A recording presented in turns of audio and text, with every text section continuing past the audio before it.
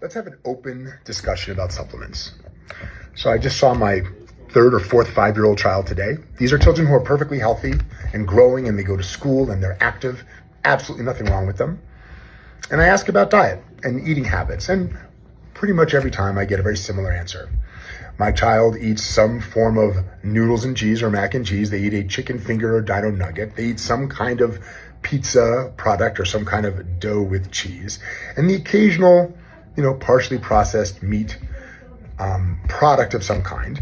And they drink some milk and they eat a little yogurt and they do great. And I think that there's very differential messaging. I think a lot of the mainstream pediatric community tells parents if your child's thriving and happy and eats a normal balanced diet, however we define that, and that's actually also kind of vague, then they don't need any other supplements. But that's not the lived experience of myself, a parent of 7, and many of the parents I talk to who are raising generally healthy school-age children. The choices in the Western diet and what our children generally are offered and what they're exposed to and what they tend to gravitate towards, I don't think fit the average balanced diet definition. And as a parent of young children myself, it takes a long time to move that needle. It takes a long time to reaccustom your kids from eating those favorite foods into moving into whole food, single ingredient foods that are prepared at home and don't fall into one of those 4 or 5 main food categories.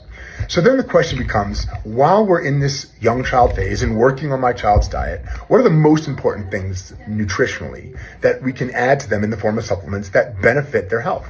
And there are really 4 main things that I think are generally absent from the average preschool, school-age diet. And if you're the kind of family that has been able to be more intentional about this early on and has a much more broad-based diet choices for your kids, I commend you. That's amazing. But it's really hard for a lot of us to do that. So the first is vitamin D. None of us get enough outside time.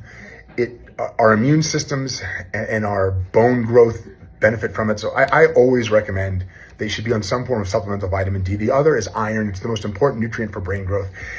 In that 4-pronged diet, especially if your kid eats a lot of carbs, there's not enough iron. Calcium, since dairy products tend to go down in importance, and omega-3 fish oils and fatty acids, which are definitely minimally present in most of that Western diet and have huge benefits on gut health and brain health.